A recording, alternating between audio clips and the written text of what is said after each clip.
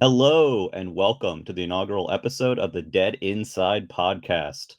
Hey, everybody. Thank you for listening. If you are here, thank you so much for your support. We're extremely grateful for your support both on Patreon and elsewhere.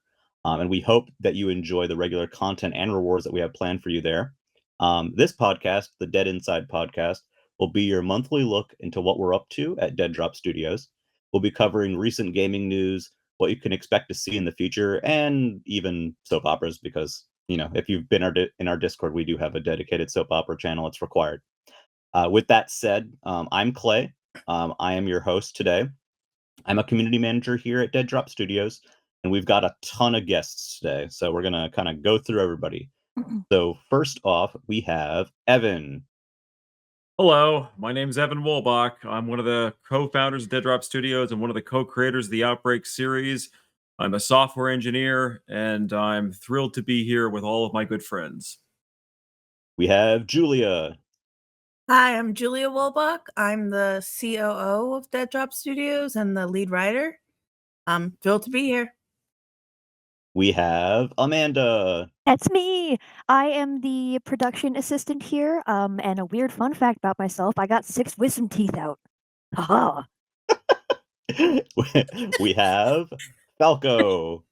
Hey everyone, this is Falco. I am an executive producer for Shades of Horror and Pending? VP of HR, I believe. Yeah. Also pending. And lastly, but not least, we have Zarina. Hello, I'm Serena. I am the mayor of Cypress Ridge, and I'm very excited to be here. Thank you for gracing Awesome. us with your presence, Mayor. Yes, thank you so much. Thank I'll you always guys. make time for the people. That's so Oh, good. we're worthy in her eyes. I also want to give a shout out to Myth, who is not in this episode as a guest, but he is here right now watching over us during recording, and he is our editor for the Dead Inside podcast. So My thank Lord you. and Savior. And Thank you, thank Myth. you everybody. Thank you, Myth. Thank you, Myth, and thank you everybody today for being here. We've got a lot to talk about today. But first, I'd like to have Evan and Julia explain a little bit about what Outbreak Shades of Horror is and how development's going with that. So you two have the floor. Oh boy. So Outbreak Shades of Horror is an online cooperative next-generation survival horror game that's designed to play and feel like a 90s or 2000s era multiplayer survival horror game. If you liked Resident Evil or Silent Hill or Alone in the Dark or anything like that, you're going to find a lot to love in the game as you and 3 friends try to escape the city of Cypress Ridge as it gets overwhelmed by the undead, and you learn all the horrible secrets and blast a whole lot of zombies and do some resource management and so much more. And Julia, why don't you talk a little bit about that? What resource management? About the game. Well, there's resource management in the game. Sure. Okay. I'm gonna drink now. You No, talk. all I know is I'm the writer of the game. So we've actually been working on the script mostly, and syncing it up with the environment so that the story will actually relate to what you're doing in the game, which feels revolutionary, but it's really not. Wow. That's a lot of what the game is. It feels revolutionary, but it's really, really not. It's And that's really the best not. sales pitch we could get for you. So the game's being built with Unreal Engine 5. If you've been a long-time Outbreak fan, we've typically used Unity for a lot of our games, and this is our first title where we're moving over to Unreal Engine 5. And the reason for that is that it offers us a huge jump in our rendering ability, better graphics, better physics, better gameplay. It's easier to build with, and it allows us to target all of those awesome bells and whistles that everyone's been hearing about, like ray tracing, path tracing, advanced lighting systems. And it's going to be our biggest, most expansive game yet. We're going to have realistic, lifelike character models through the Unreal Engine's MetaHuman system. We're making full use of Lumen, Nanite, and all those other awesome buzzwords that really just mean at the end of the day that it's going to be a next generation looking game on what we have is a very slim budget. And I think it's going to blow people away. And so far, the feedback's been very positive. So we're excited about it. And we're excited for everybody to join our Patreon and to follow the journey and development of the game. And a big thank you to everybody who supported us in our September 2022 Kickstarter that made it possible to even make the game in the first You place. guys are awesome. We love you. Yes, we love you. We love you. I'll do the kissing noises now. Love and kisses. Oh God. Working Yes. on- Oh yes. Thank you everybody for supporting us, both whether you're listening here on Patreon or if you are from the Kickstarter community. We really greatly appreciate you. I guess something I'd like to ask you guys while we're on the subject is what is the general structure of Shades of Horror for those who aren't maybe familiar with other Outbreak games, or maybe aren't super familiar with like survival horror? Maybe I've just kind of dabbled in it a little bit. Sure. So I can talk more about the mechanics of it, and then Julie can talk more about the story and the approach to that. But if you've ever played like a Resident Evil or a Silent Hill game, a lot of the core concepts in the game are things like resource management. It's, crushing difficulty. It's hordes of monsters or the undead. It's scary themes, dark atmosphere, and a compelling story that kind of ties it all together with a healthy amount of cheesiness and camp. And that's what we're trying to bring in this package, is kind of our most polished, most ambitious game ever. So what'll happen is when you play Outbreak Shades of Horror, there's going to be a full campaign mode where you and up to 3 friends, you can play an online co-op, or you can play alone by yourself if you'd like, with bots that come along with you if you choose to have them. And you're going to be there going through the entire outbreak and the moments, basically once things teeter over the edge of losing control in the city. And going from a bar where you're having a relaxing evening out to the city streets, and all around the city, you're going to have to work with your friends to escape. You're going to have to find weapons, melee weapons and firearms, explosives, and all that good stuff. There's going to be hordes of the undead and more mutated super monsters roaming around the city, and you'll have to work together to survive. And it's going to be, if you've ever played one of our prior games, you'll know that they're usually very difficult. They're very tight on supplies and zombies. This game, it's going to get a little bit bigger in scope, so there's going to be way more zombies on screen than you've ever seen in our games before. A big focus on avoiding encounters if you can, instead of just blasting everything in sight, where you can run from the undead. And really, you don't have the supplies to kill everything, so you've got to be smart about it and use different routes to get out. And if you like shooter games, if you like action games, if you like horror games, there's going to be a lot there to have fun with. And we're going to be we're targeting our release for PlayStation 5, Xbox Series XS, Steam, the Epic Games Store, and other platforms if they were to be announced and support the specs to support it by launch. And Julia can talk a little bit about the story elements of the game and how we're trying to tie all that together. Yeah, for Shades of Horror, the game is going to have a completely different structure from what we've done before. I mean, we in this case, we've gone big or we've gone home, and we decided, since we work from home, we were already here. But so with Shades of Horror, it's going to be the first time that we really have a narrative in the game. You're going to have up to 12 characters to pick from. And each one's going to have its own different kind of inventory. You might have a very big inventory to start with. You might have a very small inventory to start with. Each character is going to have backgrounds and stories and different connections with other characters. So you're going to get a sense of community as well as your normal cheesy gameplay, which is, I think, new and unique for us. I don't know of any next-gen horror game actually doing that right now. Story-wise, a story is kind of always what it is in a survival horror game. You need to get out. But how you get out will be left up to you, the player. There'll be multiple ways to exit each scenario, and there'll be multiple choices for you to make along the way that will directly affect your gameplay. That's awesome. Yep. Yeah. And we're going to have a wide cast of survivors, a wide cast of locations. It'll be the biggest, our longest game by far, with tons of replayability, bonus modes, some that you've seen before in the past, some brand new. And if you're a member of our Kickstarter, or you backed us back in September, you'll have access to, we're going to do alphas and betas as development commences. And I just wanted to note, too, that if you didn't back our Kickstarter, it's not too late. You can go to our backer kit page and still pre-order a digital or physical copy of the game, physically from Limited Run Games. And you can still get great add-ons like becoming a playable survivor, becoming an NPC, and more. And there is exclusive content just for our Kickstarter backers, so you can still jump on as a Slacker backer and get all that good stuff. It's not too late, and it helps us develop the game. Yeah, I know there are some stretch goals that we wanted to hit during the campaign that we didn't quite make. So the a lot of the funding from BackerKit can maybe help some of those become a reality. Can you briefly just talk a little bit about what some of those stretch goals are? Sure. So when we first had the Kickstarter, the base goal, of course, was to fund the development of the game to make it happen in the first place.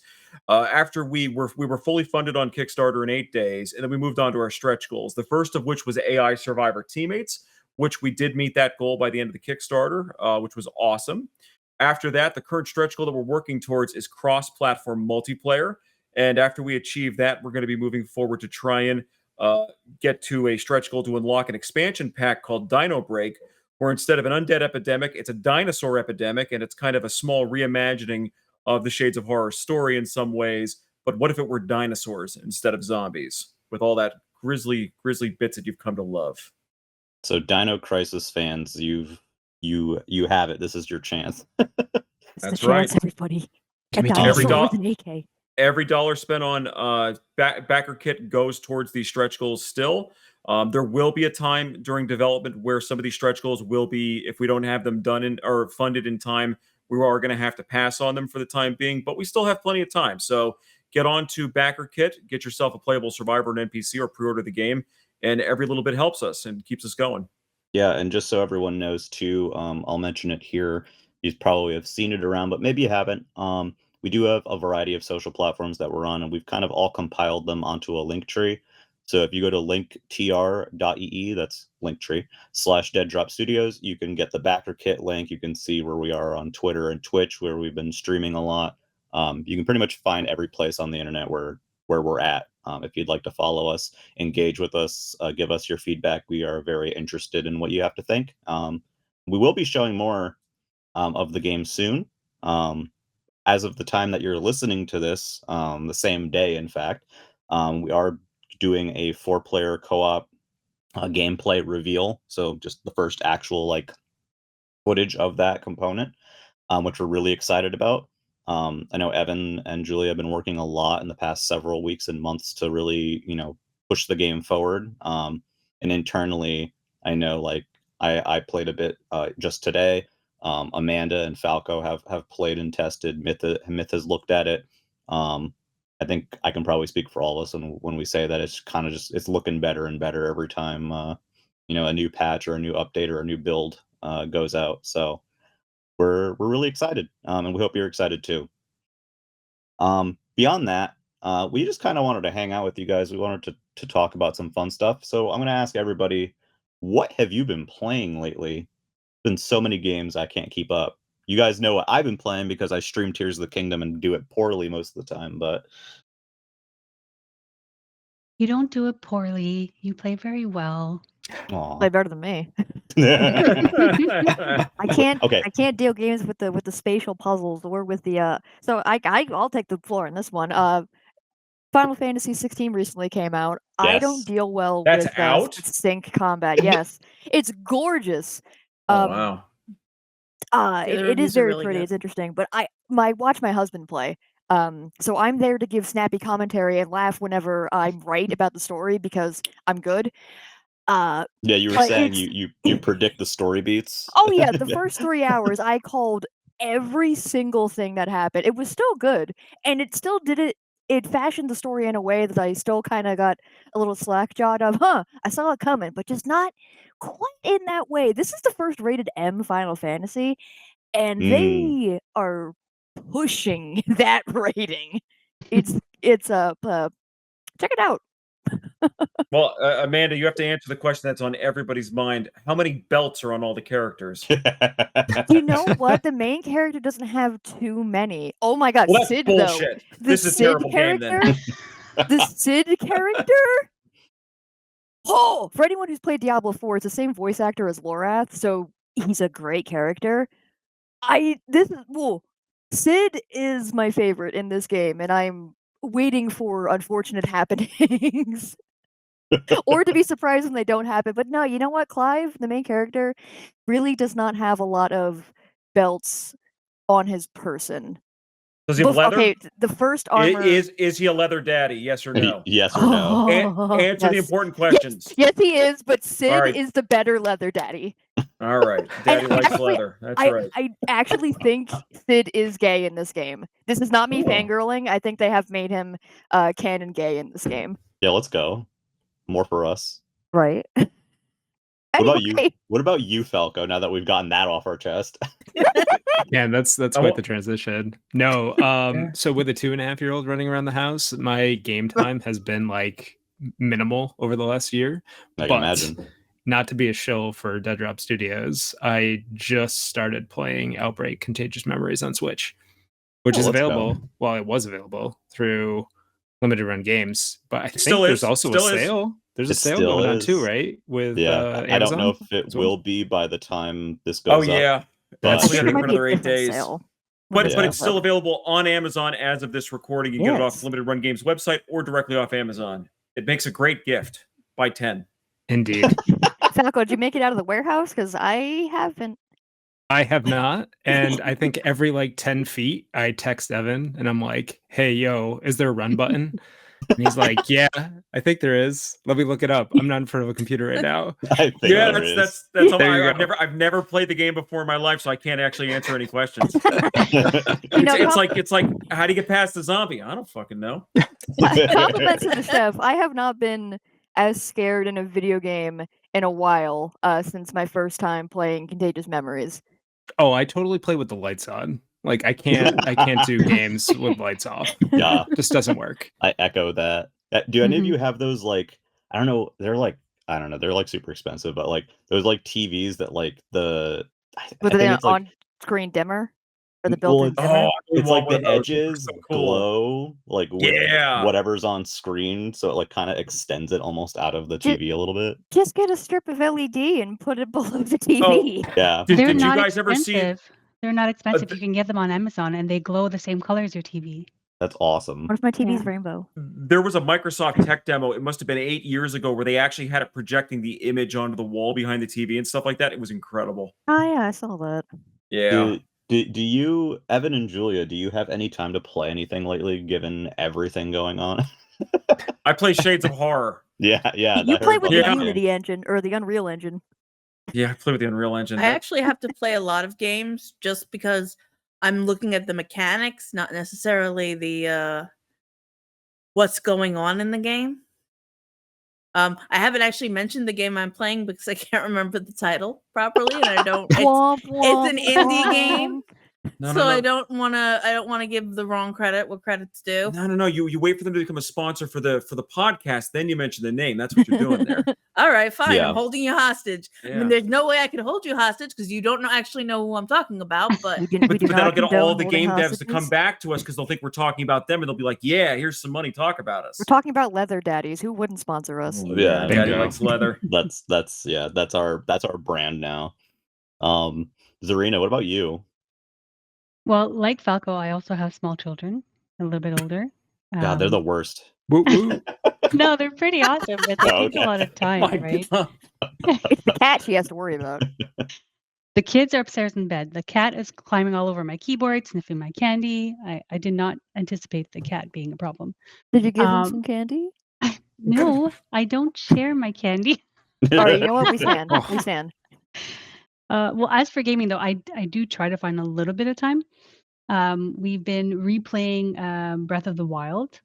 Ooh. Yeah, because my son, well, we got Tears of the Kingdom, of course, but it's still in the box, the collector's edition box, and I'm very sad that it's still sealed. But we'll get there eventually. My son wanted to play, so I said, okay, you know what? Let's play Breath of the Wild first. Let's finish that. And he's 7, so it's going to take a little while. Aside from that, we play Fall Guys pretty often with my sister. Oh, that's fun. Fall Guys yeah, is it's fun. Yeah, every Monday night we get some people together and we play together, so it's a lot of fun. See, that's doing it correctly. Game nights are great. The last time I played Fall Guys, one of my friends grabbed me and said, "Long live the king," and I fell in the hole. That's the way to do it. Well, I still hold that against him. Well, when I tend to get panicky, so I give the controller to my husband, and he's the troll. So my friends think that I'm the one grabbing it. It's really not me; it's him. That's amazing. They call me sassy, and meanwhile, I'm too much of a wimp. I just throw the controller at my husband, and he plays. No, own up to it. You got to make a Zarina game persona. There you go. I know. It's funny. I'm not someone who usually streams. People maybe don't know this because I stream for Dead Drop Studios, and like, I think the most recent stream I was in as of this recording was the Playdate variety stream. But I don't usually stream, so like me playing games on stream is kind of new, especially if it's like my first playthrough. So I've actually only played Tears of the Kingdom on stream. Haven't played it off stream at all. So the last time I played it on stream is the last time I played it. So like I've actually I picked up Street Fighter 6 the other day. And oh my god, am I bad at it? But How do you feel about Marissa? I haven't actually tried her yet. Marisa. I played a little bit of the Shotos just to get like into it, and then I've picked up a little bit of JP, a little bit of Honda, and then I attempted a little bit of Kimberly, and it went very poorly. Is JP the pimp grandpa? Yes. Okay. Yes. JP is the pimp daddy grandpa. He like has like things that he can kind of like summon. So like he has like I call them traps, but he basically like tears open like portals in air. And he can sometimes teleport through them, or he sends stabby purple things through them. He can like shoot spikes up from like underneath on the ground at a variety of different positions. It's very interesting and complicated, and I'm not good at him or anyone else in that game for that matter yet. But I'm looking forward to spending more time with that because it's very fun. I know Amanda is a fellow Mortal Kombat person as well. Yes. And so Runs in my blood. I'm looking forward to Mortal Kombat 1 right now. I actually got into the stress test this weekend without applying, which is double sad. I'm so sad. I'm sad because I got in and I can't play it because you you can don't only have do a it on PlayStation. PS5 or on Xbox Series. I'd be playing on PC. Bro, you should have sent me the code. I think I can still send you the code. So after this, I will attempt. I don't know if it will force it like to my account or not, but we can give it a shot. I'm so excited. I'm very excited for that. I don't know if other people here are excited for that, but basically what I'm saying is that Mortal Kombat 1 will be on stream at some point. Nice. Once it's out. Very cool. Yeah. I know for me, I'm someone who, it's funny because I like a lot of the stuff I've streamed for Dead Drop so far is like Breath of the Wild and Tears of the Kingdom. And it's hilarious because I don't usually play open world games like at all. I usually despise them. So what do you play? I play a lot of arcade style stuff and fighters. So if it's a 2D platformer, I'm playing it. If it's a beat 'em up, I'm playing it. If it's a weird ass game, I'm probably playing it. I like rhythm games like Rhythm Heaven and like some of the more like odd ones as opposed to like the note chart ones.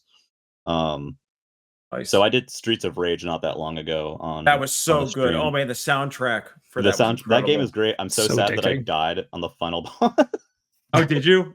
Yeah. I was there. I think I was there at the beginning for the first 2 levels, and man, that game looks fantastic. Oh, it's so good. It's so and good. the soundtrack. If you like beat 'em ups at all,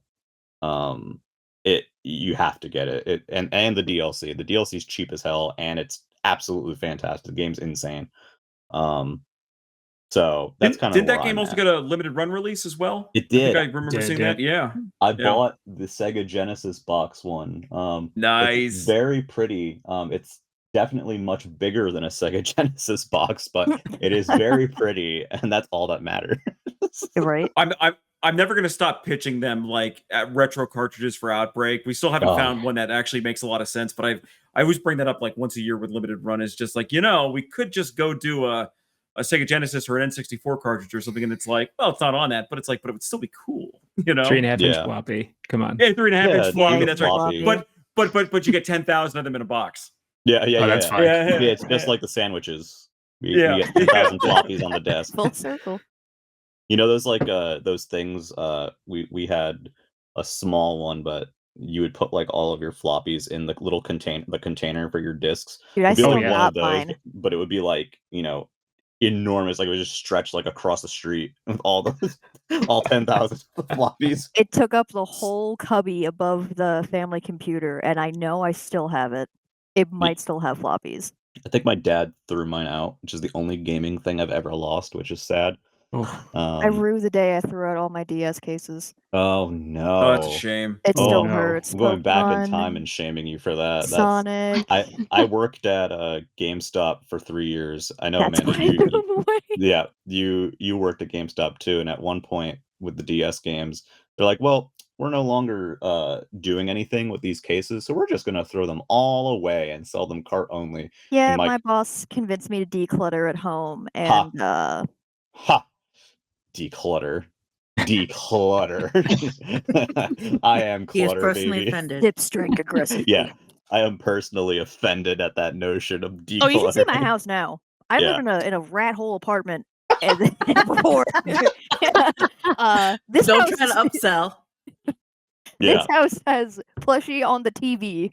You want to talk about clutter and fire hazard? You come on down, dude. Amanda's seen some of my plushies. I like Kirby plushes. I'm a Kirby freak. Same. So I have Kirby on Rick the Hamster. I've got literally like every time I would go to Nintendo New York, I would come home with a different. It would either be a Kirby plushie, a Koopa Kid, or both. Nice. No exceptions. So CMM, what is your favorite Kirby title then? You have to answer that. I think after all these, I love a lot of them. But after all these years, I still think I like Kirby's Adventure the most on NES. I think it's just so the difficulty curve is so good, it pushes back at you in a way that makes sense. I just think all of the world themes and the music and everything is just so good in that game. I very specifically don't like Nightmare in Dreamland, the remake on Game Boy Advance. And the reason for that is because everything about the game is the same, except now your abilities have a ton of moves like they do in Superstar. So it just completely destroys the difficulty curve of that game. I also visually just don't like it as much either. There's some stuff that's in there that's changed that's like kind of weird. Like the NES has this like spinning 3D tower segment when you're climbing up I think it's Butter Bridge or wherever. And the GBA version replaces that with like this fog that like slowly dissipates and then a door opens. It's very weird. Not a bad like game, but like not my preferred version.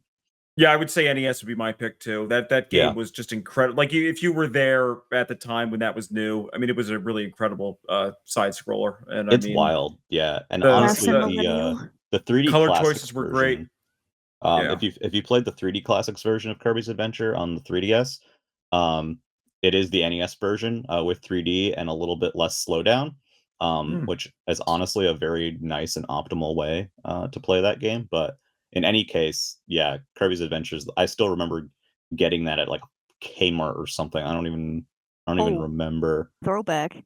Yeah. We went to Blockbuster when it was first released because it was sold out at our EBX, and it was one of those things where I didn't fully understand how Blockbuster worked at the time. So I went there and found the box on the shelf, took the box to the counter, and didn't realize you had to have the Blockbuster case behind the box, and then learned that everyone else had beaten me to Kirby on NES, and then so sad. that was a sad moment. And there's a part in that game where I believe Kirby's balloon pops, and I resonate with that moment on the one little cutscene. I'll never forget the sadness of that balloon popping. That is the most wistful comment I will ever hear from Evan in my life. It scarred me forever, and now I make hyper violent survival horror games to cope with that moment in my life. What an origin story! When Blockbuster would not give me Kirby on NES at launch. the You final sons of bitches. Someone animate this. the final boss of Kirby's Adventure is a Terrifying. beast called Nightmare, and I recently bought a shirt on the Yeti, not a sponsor, of Kirby fighting Nightmare. And I think my favorite thing, I went on Snapchat and I was like, "This is my new Nightmare shirt. I hope you all enjoy the Nightmare and his giant chin cleavage, because his chin is like Chin enormous. cleavage. It's got like Outstanding. it's He's got got yeah, Quite Now- the butt chin.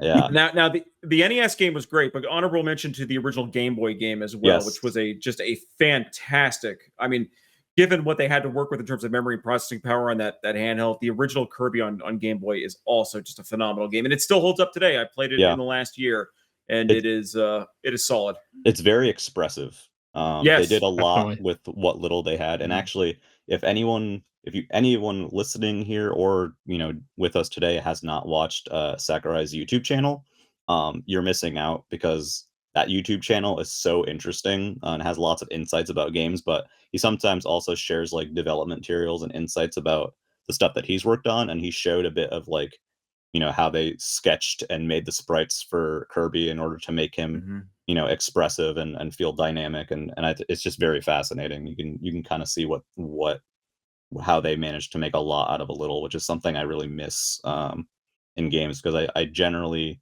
for me personally, I find limitations very interesting, and I think they force you to be kind of ingenuitive in ways. So seeing those things where it's like, oh, how are we going to make this asset, you know how are we going to take this asset and spread it as far as it can go? I just think that's interesting.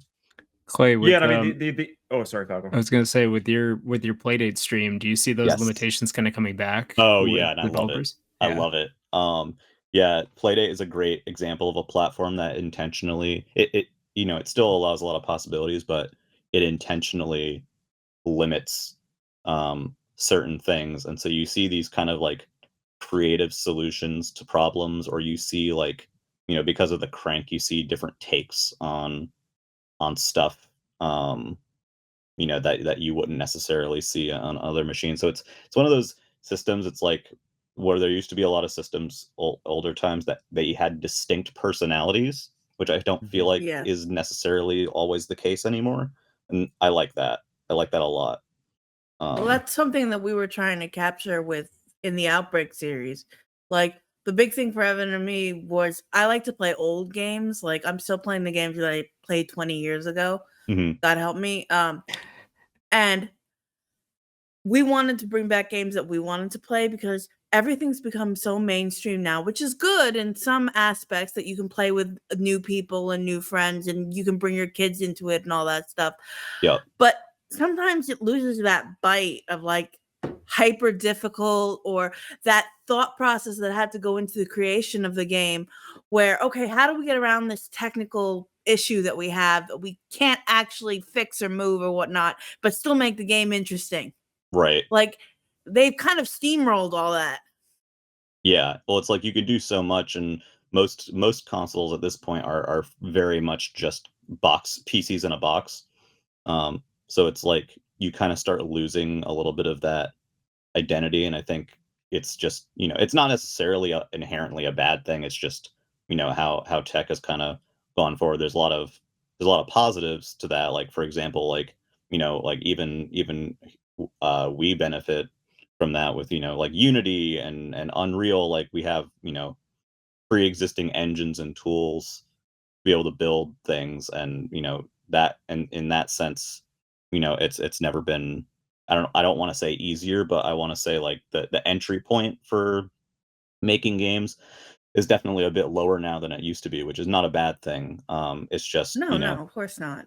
yeah, but no, I get that, because that's kind of the stuff that I like to play as well. Like, there's that Outbreak is that call to those 90s horror, survival horror games, where it's like everything is very deliberate. It has a Yeah. very specific feel. It may not be for everyone, but the people who are into it, like, they're into it. And there are not many of those games anymore. Um, and that sucks. So it's good to see, us and plenty of other indie studios as well, like kind of making games that kind of fill those roles. Um, That's what I love about indie games recently. Yeah. I've been on an indie game kick ever since we went to PAX. Yes. And I think probably the most interesting thing about indie games is that they intentionally limit themselves sometimes. Yeah. They don't Mhm. necessarily, the technology is there to go beyond the scope of what they're doing, but it's more of a what if rather than a, Right. okay, let's make sure that we can do every possible scenario. Yeah. No, I agree with that. I mean, this isn't well, I suppose this is somewhat of an example of this, but in 2017, like it was a very good year for gaming in general. You had stuff like Zelda and Mario Odyssey out that year. You had, Oh God, a- that's when they came out. yep, yeah. Try not to feel like time Yeah, has I feel passed. ancient right now. But I loved those games and plenty more that year, but my game of the year for that year, for me personally, was Sonic Mania. And Oh, that was now, a good game. that's Good not pick. strictly, it's not, you can't really in good faith call it an indie game, but it was intentionally limited and made to be and designed as if it were a sequel to a Sonic game that existed on Genesis. Like it would be like a 32X or, Saturn interpretation of where Sonic would have gone from there. And that was the game that I waited for half my life. Mhm. So, and that was very powerful. And as a result, like even with everything that year, I think the one that gave me the most joy and like the constant, like, I just found myself smiling while going through it was that game. Yeah, I mean So that's a good analogy to our business, though, is the fact that like Christian Whitehead, and I know it wasn't just him doing that, but mhm, he had folks with him, but they had a very small team that worked on Sonic Mania, and he of course had been at that for what is it? It's I mean, well over a decade at that point. That was yeah, 2017. He was 'cause- working on the engine and the he was involved in a lot of the other re-releases that we saw over the last 10 years before yeah, 2017 for Sonic. and even before Uh, that in the hacking community, yeah, I think those communities are very important. But yeah. yeah. But Rando he devs. ultimately he found an audience there because people still wanted to play games like that, and that's ultimately why we found an audience as well with Outbreak because like people do want these types of games and they're simply just not made anymore, and it comes down to indies to make these retro products that you like a company like Capcom clearly isn't going to spend their time on. We're probably Or it's never going to not actually see the profitable. Resident Evil Outbreak remasters or something. If we ever see it again, it'll be a new title in the series on the what is it, the Reach for the Moon engine or whatever they call it now. Mhm, So it's like that's why it's important that what we're doing is important, but it's also why we found an audience. And people ask me a lot, if we think that we're gonna have a breakout hit with Outbreak Shades of Horror. And the thing that I remind a lot of people on is that we became full-time indie developers and quit our jobs on right when Epidemic was launching on Xbox. Um, so that was basically off the sales of titles like the original 2D Outbreak, New Nightmare, and Nightmare Chronicles and Lost Hope and Epidemic, all of which had started their release in January of 2017. So that was all the span of like roughly 3 years up to right. that point. And then through Endless Nightmares and Contagious Memories, now we have part-time help and folks joining us in community manager roles, production assistant roles, and other areas like that. And the thing is, when you actually compare Shades of Horror, even in its current state, compared to even something that we had did with Contagious Memories, which is a very polished game and very much does what it was set out to do, it looks like a several generation advance over it. To the point that even when we showed the original alpha footage, I think it was back in like January or February of 2023. We did like a stream where we're like, here's just Zarina's model, and we're gonna walk around a level, and everything's super broken, and nothing's in the game yet. And the thing that I had a lot of people ask me for is, can you upload that so we can all play it? And when we show, as you said earlier, Clay, that along with this podcast release today, we're going to have the 4-player co-op stream out. I think people are going to be kind of surprised at how far it's come even from just a couple of months ago. And given that we still have a year to 2 years of development time left in this thing for polish and expansion and a lot of cool stuff that we haven't even showed yet, I think it's a very safe bet that it's going to be a pretty gargantuan release.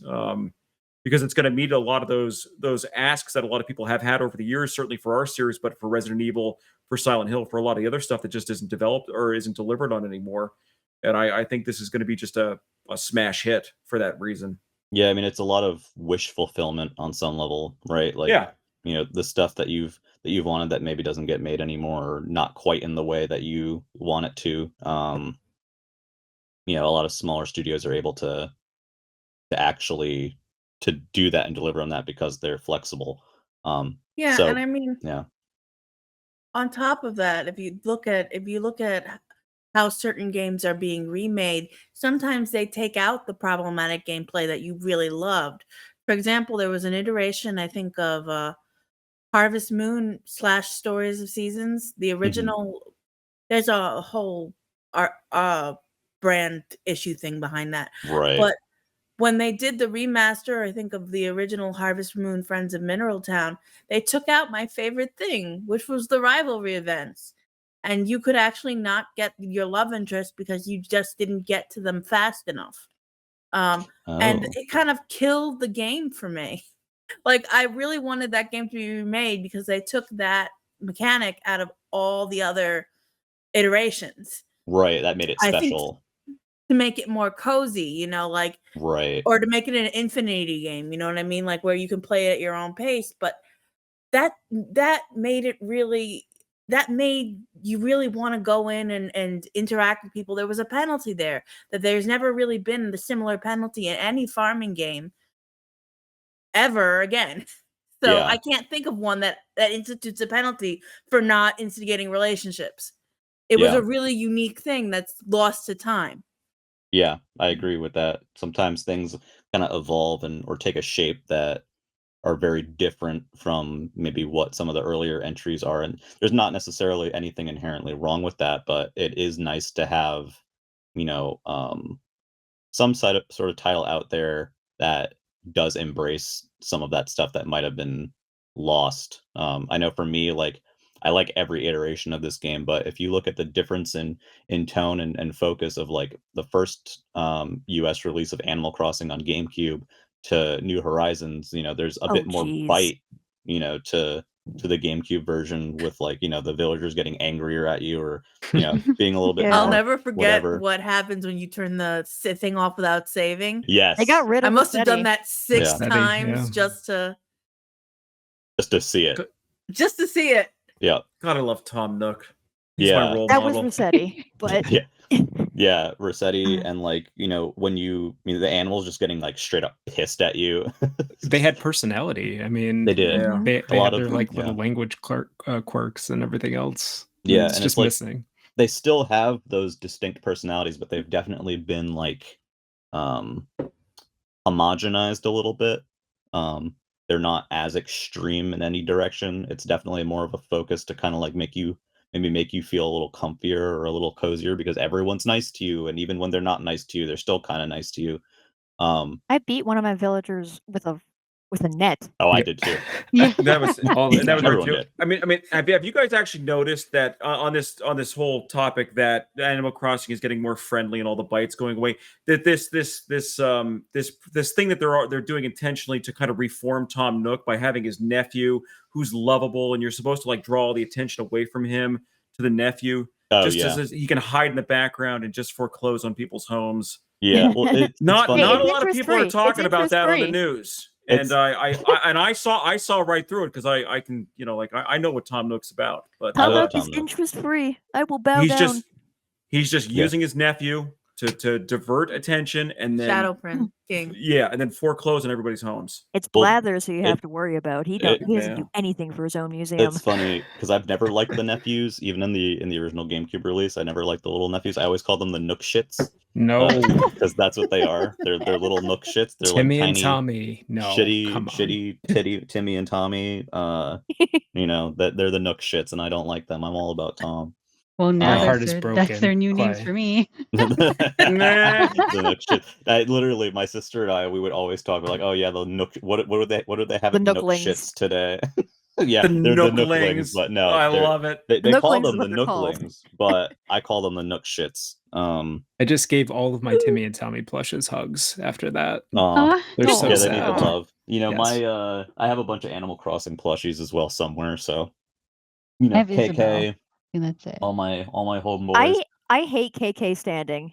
I am it's very weird. uncomfortable when KK It's Slider's weird. model is standing. It He is is weird. so tall. It's you know what it is? It's Waluigi in a fursuit. You know the taunt in Smash Ultimate with Ridley when you press down, he does like that thing where instead of leaning over, he like stands up straight. It's like that. His knees can go straight. I thought Yeah, Ridley it's was like like a that's not horse. allowed. Your You're not knees can allowed go to straight. do that. He's a horse. Yeah, he's a horse. He's a horse. What's the story with the bunny? Is there a dark story to the bunny? I feel like there's a dark story to the bunny. He's really creepy. Which The bunny? one that comes What? by Oh, Zipper? Zipper. That's it. Oh. Yeah, he has a zipper Oh, down his I back. mean, the Yeah, costume. he's a there's dude in a fan costume. theories. Yeah, but what's the story? I feel like it's something. It's a dark story there. I mean, Five there's- Nights Reject. He's a furry, Oh, right? we can talk about No, he's Five a furry. Nights. Yeah, If there's a zipper, he's a furry. yeah. He's very much like the whole thing is with him is that like it's like he's like he's just some person in a mascot suit and his life is absolute suffering. Yeah, he's miserable. Yeah, there's also that villager that's like one of the regular villagers that's I think it's also a bunny, but like on the back of its head there's like a porthole or like Yeah, I was just thinking of them, but I can't think of his name either. He's a blue can't remember his bunny. name, but it's like it's clearly like either like a blow up a blow up doll or a fightable doll or like something that isn't exactly a rabbit. And I love that stuff. There's several robot characters. Yeah. And then there's the meanly named characters, like the horse named Elmer, which I love. Yep. There's the cow named Patty. I mean, like, come on, I love that. Elmer is my favorite example. I mean, the Elmer thing is dark. That is like legitimately dark. It is noted that is the English translation. Yes. The Treehouse gave the vast majority of the Animal Crossing animals their own names. Yeah. So that means some translator has very dark psyche. Yeah. Look, whoever named the penguin Boomer is regretting their decision. That's right. That's all I'm going to say about that one. Boomer. There's some funny ones. It's funny because like the Western names for those, sometimes you hear the name and you already know what their personality is going to be. I don't know how else to explain it. Like you'll get like Alfonso. Yeah, or you'll get like someone who's like a snooty bitch one, and her name's like Claudette or something, and you're like, yeah, she's gonna be a bitch. Spike's gonna be Apologies a to all the meathead. Claudettes out there. Like, this one's gonna be a meathead. You just collapsed our market with Claudettes. Yeah, sorry. Anybody? Oh my god! Anybody named Claudette? There was a Claudette at a publisher that is going to be listening to this, and she's going to be like, "Well, fuck that. We're not doing this game now." Well, in the interest, I know we've been talking about this stuff for a while, and it's good, but I think that's a good time to move on. And speaking of Claudettes, we do have a little bit of soap opera to talk about. What scent is it? Let's no. So everyone, so we have a Discord server. If you're not in it, you should join it. And if you subscribe to us on Twitch, there's also a Twitch subscriber channel, which is cool too. Beyond the Point. But we do have a soap opera discussion channel because I was literally like, I love soap operas, and then Evan's like, you should make a channel on the Discord as a soap channel. I'm like, why would we do that? And he's like, I don't know, but you should. And was I wrong? Was I wrong? Did it not grow our community? It's I don't know. Well, you know, Evan, even a broken clock is right twice a day. Yeah, that's actually true. Let's get some aloe. Fair play on that one. I don't know about grow the community, but it's my favorite channel in the server now, and the reason this comes incredibly up is active too. There was a character on General Hospital years ago named Claudette. She was played by the same lady who played Jessica Buchanan on One Life to Live for like towards the end of the series, and I don't know why, but that name always just sticks with me because it's just such a bitchy name. So again, sorry, Claudette. But Zarina and I watch soaps. Everyone else tolerates us talking about soaps. So half the channel is us talking about soaps, and the other half is like, "Oh, what scent of soap did you buy? Oh, it's so clean in here." Ha ha ha ha. I've never been in that Discord. I just started shit posting on you about it now. Nice. Yeah, Amanda was just ready. She had it in her. But Zarina, I know you watch a lot of General Hospital. Yeah. I used to watch a lot of General Hospital. I watch mostly Days of Our Lives now. And I guess people kind of look at you sometimes a little crazy if you're like, "Oh yeah, what do you watch?" And everyone's like, "Oh, he's probably gonna say he watches that like HBO Max show, or he watches something on Netflix, or he's like, oh yeah, what's that Hmm. horror series that was really big for a while, Stranger Stranger Things?" Things. A Yeah, while. I mean it This is still is ongoing. probably. I don't know, but I have Did you see never the seen an Cypress episode of Ridge? that show. And Yeah, you that's need your to. I loss saw because that. the first Yes. season was Yeah. definitely up your alley. yeah. Yeah. So it's like, everyone's always expecting those answers, and I'm like, actually, I've been telling people the other day, I'm like, yeah, guys, I'm like 4 weeks behind on Days of Our Lives, and they're like, wait, what? And I'm like, yeah, and I think a lot of people don't understand what the appeal of that is, and like what's special about that format or how that format works. A lot of people don't understand that that format is 5 days a week of episodes. What? It's not once a Mhm. week, it's not twice a week, it's Yeah. not once every 2 weeks, it's not, whatever. It's 5 days a week, Monday through Friday, an hour, half an hour to an hour long episode. Um and it is constant and ongoing, and there is a legitimate like history and mythos and like universe, which is very unique, I think, to that format in terms of a daytime or a TV serial. It's more akin to like a comic book, I would say, where Yeah, it's 'cause like, it's ongoing. there's a new issue every week. It's that level.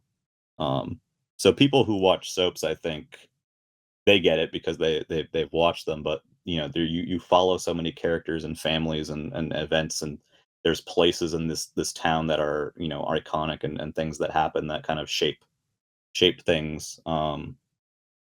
That's And why it's some of them so are interesting. generational, right? Yeah, they're very generational. Oh, yeah. I mean, like General Hospital, I think, is just hit 60 years this year. Can I ask Days, a dumb question about soaps? yeah, go for it. Do they sing opera? No, No. no. There can be some singing, but There no. can be singing, which I generally am not into, Had it- but Except for the soap, nurse's ball. there's yeah. nobody's clean and nobody sings. Soap opera. So Ship it. It's from the commercials from 60 years ago. It was where they Yeah. were peddling soap and detergents and stuff like that. Where does well, I guess opera's like What? space opera, right? It's Yeah, like yeah, big it's and the truth. tropey. Oh, okay. yeah. Okay. Now That's it the makes sense. origin of the Mhm. name, is that um, advertisers wanted to hit housewives who were at the time generally not career people. They would be very gender role stuff, like we're And the raising the Tupperware kids. parties. We want to sell these people our products. We want to sell them our cleaning supplies and our house stuff, and if someone's going shopping in the house, it's going to be the housewife. So it was like, well, the shows that were made to kind of in those time slots were shows that would appeal to women of that time. And Which, of course, so is still true to a certain extent, sure, right? But yeah, that hasn't, the image, the stigma hasn't changed. So soaps get yeah, a bad rep. But if you think about yeah, it, first off, it's 5 days a week. That's pretty incredible that they have to it's a lot. manage. They have to juggle the schedules of all the actors, and they have to juggle the stories and the history. Look at General Hospital, over Yeah, 60 years. You have to remember characters' histories and how they interact with each other and how families are related, because you can't have can't have well, I that guess you incest can. going on. Some have That attempted. still happens, yeah. Sam and Yeah, Dante. yeah. But Alex and but Stephanie. yeah, but it's funny. I know You these mentioned people. that you can talk to your friends. You talk about different shows. You always have these expectations of what people watch, and nobody comes straight up and says, "Hey, I watch General Hospital." And we always kind of find out accidentally. Like I didn't know you were into soaps until somebody mentioned Maurice Bernard in Yeah. your chat, and I was like, "Wait a second, somebody's talking about Maurice. Somebody's talking about Dimples. I want to hear what's The going on." sensors went off in your brain. You could smell it. Well, it's a thing. I think a lot of people don't fully understand that the soap opera is very much the prototypical, like it is the prototype of the modern TV series, primetime or otherwise. It is a serial. Like there's nothing new. I firmly believe there at some point there is nothing new under the sun. Wrestling is exactly a soap opera. Primetime shows like Stranger Things or you know um Breaking Bad or like other big things. They're all soap operas. Those they're just different forms of the same thing. Everything's a soap and different opera. budgets. And different budgets, higher Different Yeah. budgets. There's often a lot of people that like make fun of acting on soap operas, but What a lot of people don't realize is that, one, a lot of actors cut their teeth on those. Two, they are a lot of work. They cut their teeth? Yeah. Have you not heard that expression before? It means they're Enlighten me. new. Yeah, like they're new, they get into the industry, and there are still actors who got their starts in soap operas that to this day are like, they remember what it was like, and they're like, yeah, like doing, maybe doing a big role in like a movie or like doing prime time. The pace at which you move is glacial compared to what you move in daytime television, because you have so many episodes, you have so many lines. Scenes are blocked out because you don't have the budget, so it's going to be, you're going to have your sets on the stage that day based on efficiency, and you're going to need to memorize 20 pages of dialogue to get through your scenes this week. And that's incredible. If you think about it, Yeah. 20 pages of dialogue. It's not a movie where they have to memorize, like a couple of paragraphs per day and then they shoot it multiple times. Soaps Yeah. in general, they film it one time, Yeah. sometimes a second time, rarely, but sometimes a second time, and that's it. It's Yeah. one take You get one take. for And if 20 you pages. Oh my. yeah, and if you did it, cool. If you didn't do it, oh well. People are probably going to bitch at you on Twitter. I forgot my name on an essay once in college. Yeah. And these people are like 20 like- pages. These people are like some of the hardest working people in the business, honestly. It's crazy hearing some of the stories and like how things worked, and hearing people's backgrounds. A lot of I think a lot of old classic soaps, a lot of the veterans come from a theater background, because soap opera has a lot of commonality with theater. It's kind of very grand and is more like a stage play than necessarily like a movie set. Or something of that nature. You don't have a lot to work with. You have yourself and your actors to work with. You don't have fancy effects. You don't have a huge budget. If you suck, you suck. Like, Very much like making an indie video game. Yeah, just written off the show.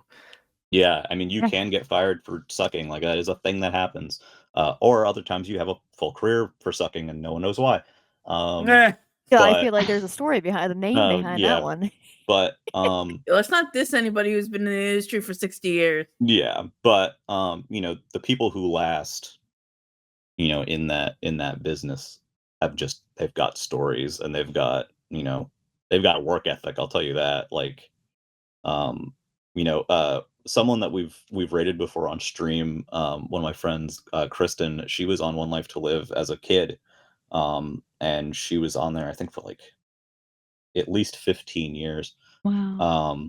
And the stories I hear from her about like how stuff works, and like going to set, and like how you would have to do lines and like all that stuff. It's it's a lot, and especially if you're a child actor. I mean, child acting is rough in general, but being a child on a soap, obviously there are rules and laws about how much you're allowed to work or whatever. But even if you're a child that is actually a character and not so much like a baby stand-in or something, for a kid that's a lot to handle too. And kind of growing up in that environment, I just find fascinating.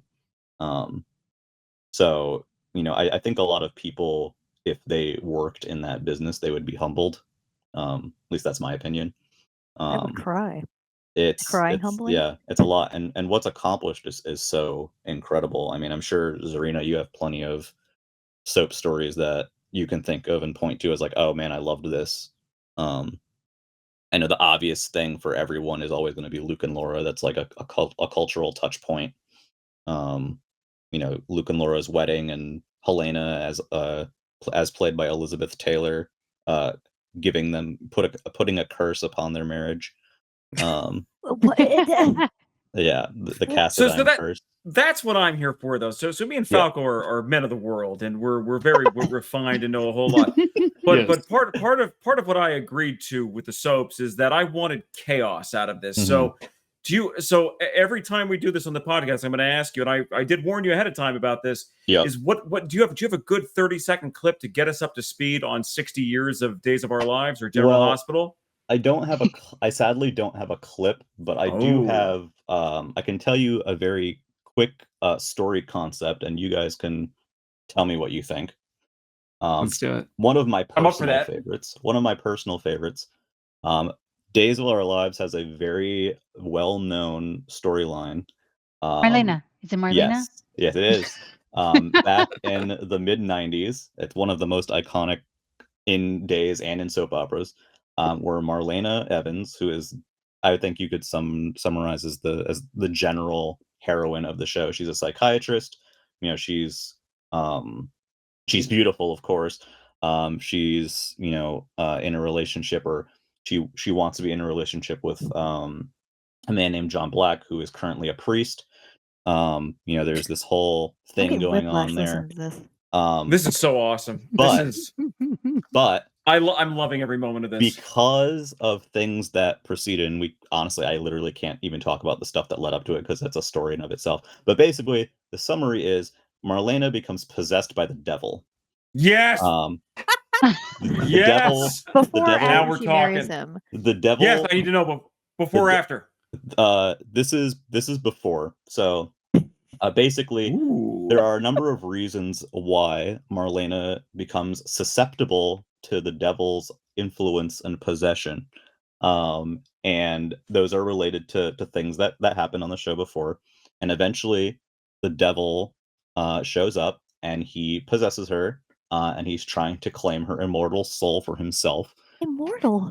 As one does. And he also is here to cause chaos across Salem. Salem is the town that Days of Our Lives takes place in.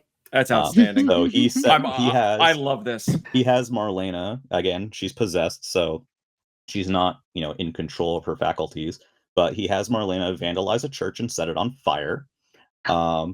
He has her try to drop a chandelier in that church on multiple people to kill them.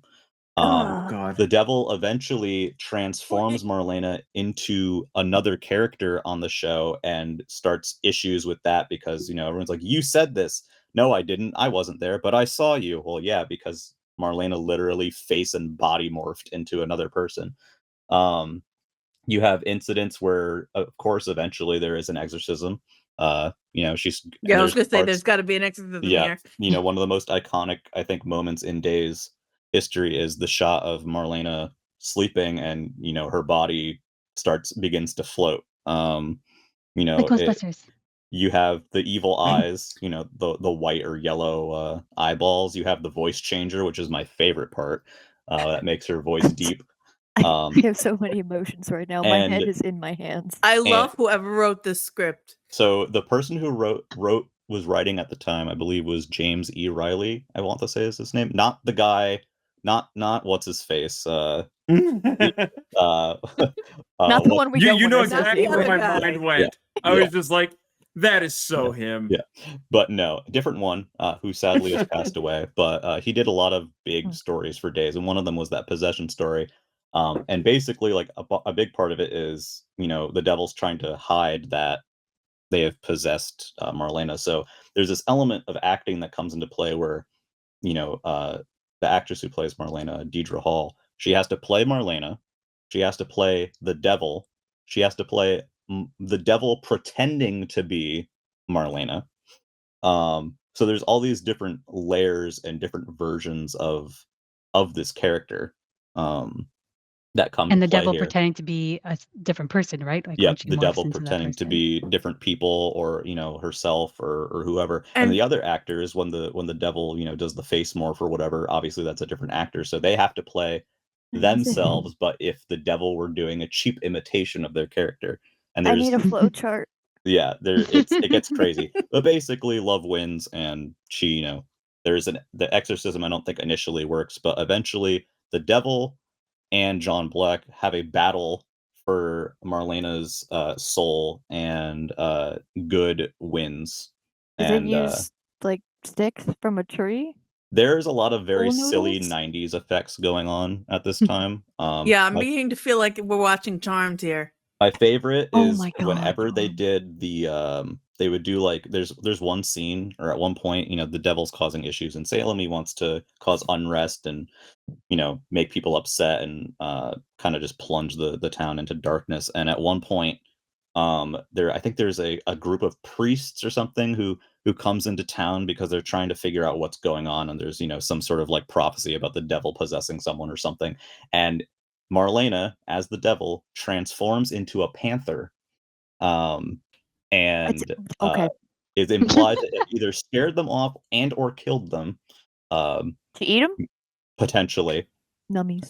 And there's this great scene of when she unmorphs from the panther. You see the panther start going up the stairs, and then like a second later, it's Marlena climbing up the stairs on her hands and knees with like this snarl on her face. It's so good. Amazing. So that is a plot line on Days, and it was That was not a line. It was very recently revisited, where 25 years later, after he tried the first time, the devil came back to Salem to possess Marlena's soul once more. And that's the only kind of thing that you can do in soaps where you can be like, this thing happened 25 years ago. Let's revisit that. Or, this ties into something from that long ago. I think that's what's special about the format.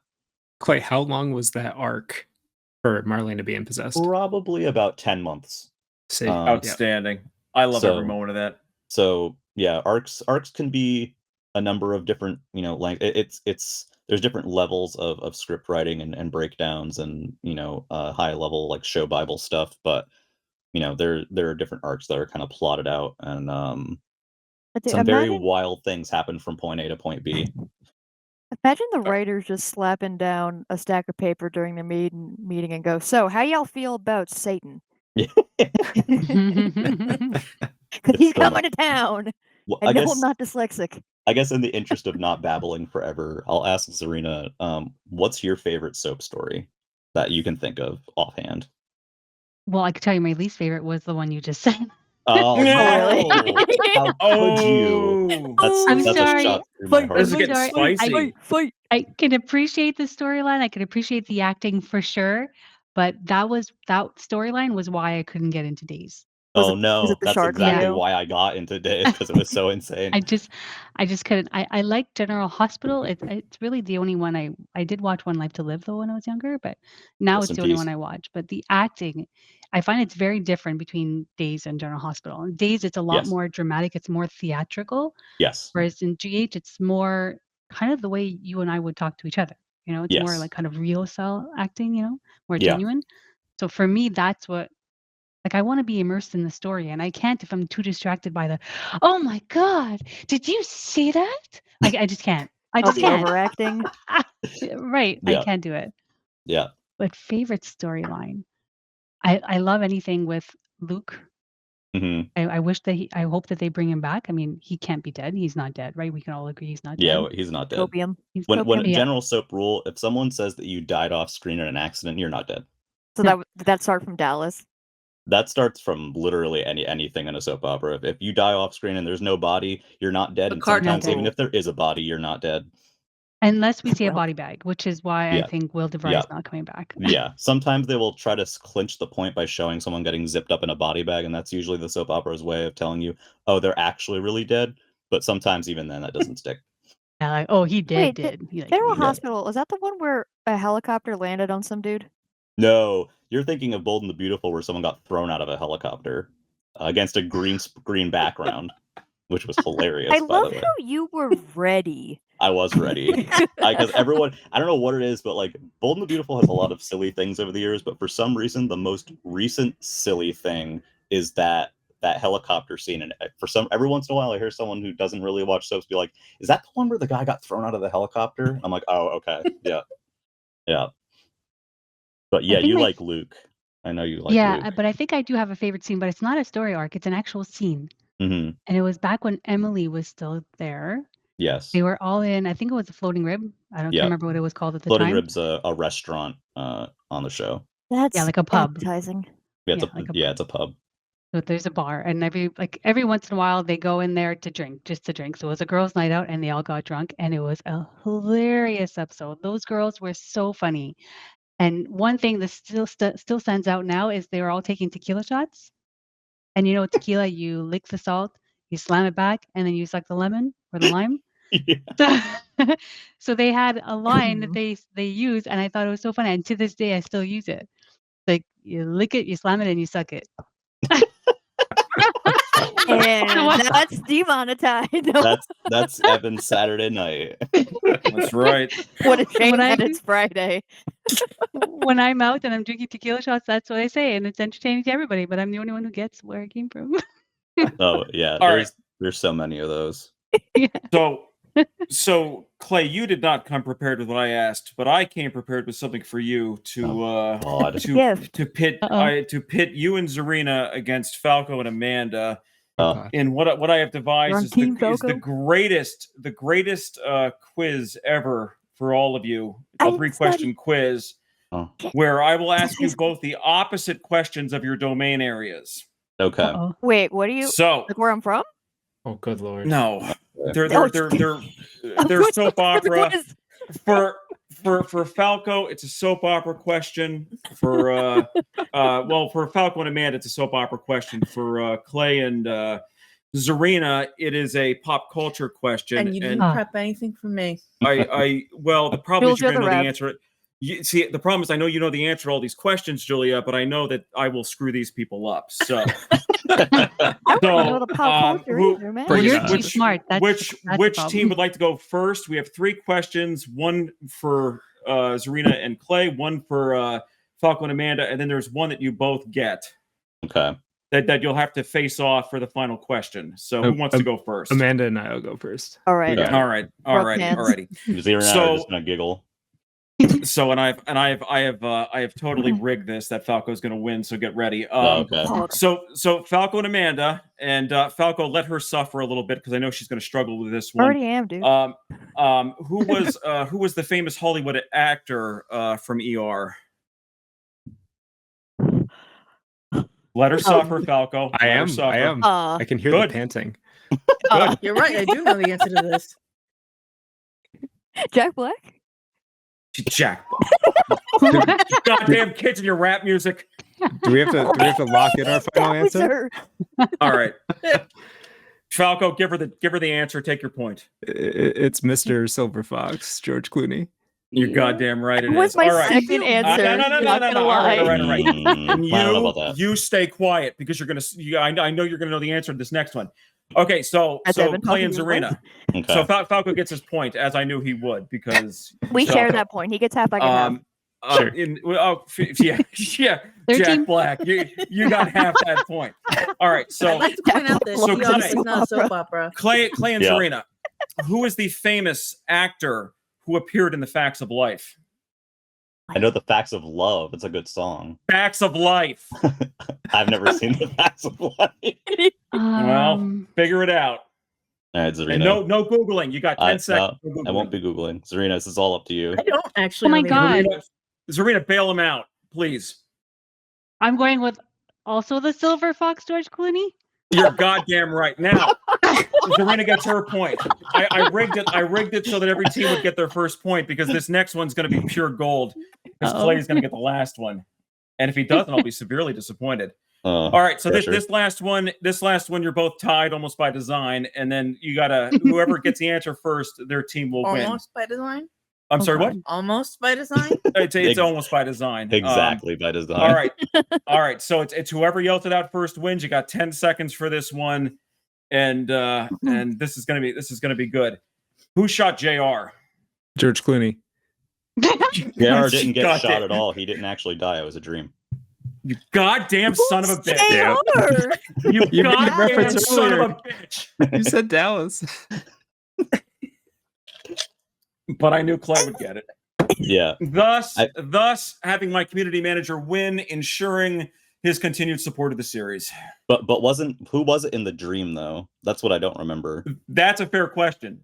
I don't actually recall. Really? Can anyone answer that? me. I will give this back to Falco and Amanda. Can you answer that and take back the win? Jack I Black. got a question for you. What? I had a question for you. Oh God, I don't answer questions. What movie was the Silver Fox George Clooney's aunt playing a character? Oh, Like the God actor's damn it. aunt. oh, Yeah, she was the reason he got into showbiz. Oh, for fuck's sake. You literally just told me this like 2 days ago. I know, you don't listen and to I me, don't do you? listen This to is a you, question and- not about movies, and but I about the got- communication So- level in our marriage. Trouble in Paradise. She literally fucking told me like 2 goddamn days ago. I tell you I'm every gonna year. go with the movie Matilda. Wrong. Oh wait, Is he in What you Matilda? call it? No, he wasn't in Matilda. Like what? Was it- Rosemary was it? Clooney was Was in it- wasn't she in oh White god, now Christmas? I can't remember. Yes, White Christmas. There you Yeah. go. Damn. Somebody knows their classic. Rosemary Clooney, yeah. Yes. All right. So I'm That's giving the win his to Clay and Zarina unless somebody can tell me who shot JR. I'll look it up if no one else does. Cheesesteak.jpg. Shot JR. I forgot who. I honestly don't Cheesesteak.jpg. remember because I haven't watched Google Dallas. says Kristen Shepard. Shepard. All right, I'm gonna look it up so we have conclusion to this. I know. It was indeed Kristen Shepard. JR's scheming sister-in-law and mistress who shot him in a fit of anger. Hold However, on. that's standing. Back Sister-in-law a and hot mistress? minute. Yeah. Well, he was Sister? cheating on. He was sister-in-law, so he was cheating on his partner with her sister. I still that's you know what? Perfect golf clap, perfect soap opera plot line. Cause I that think shit's I think- wild. This segment has blown Amanda's brain a little bit.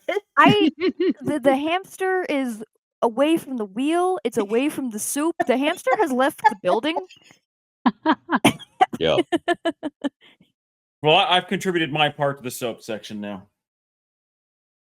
On that note, I'm just sitting in dejected disbelief in my chair. I'm gonna get off the call, tell my husband about this. He's gonna look at me like, "What? This was work?" I'm gonna be like, "Well, you know what? We're gonna go play Final Fantasy, Yeah. and I'm gonna forget my oh yeah, problems." I just want everyone to know I got paid for this. Yep. I got paid for this. But will Falco this didn't, cover the but I cost did. of therapy? No, it won't. Anyway, thanks everyone for listening to whatever the fuck we just did. This is the first episode of the Dead Inside podcast. We will see you again next time for more chaos. And More yeah, love. yeah, something like that. More friendship. Make sure you stay tuned More into soaps. our socials and More soaps. soaps. More funny. And follow us on Instagram, Twitter, join our Discord, all that fun stuff. And of course, we will have more for you on Patreon soon as well. We definitely want to hear your feedback. So let us know what you thought. Share your favorite games. Share your favorite soap stories. We want to hear all of it. I want to Share hear your all of favorite it. soap scent.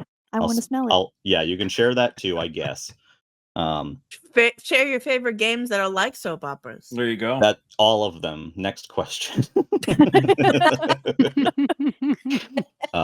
But yes, thank you to all our guests today. Thank you, Evan and Julia, for being here. Amanda, Falco, and Zarina. Thank you, Myth, for overseeing this horrifying production. And yeah, we will see you next time. Goodbye. Bye. Bye, everybody. Bye. We love you. Mwah.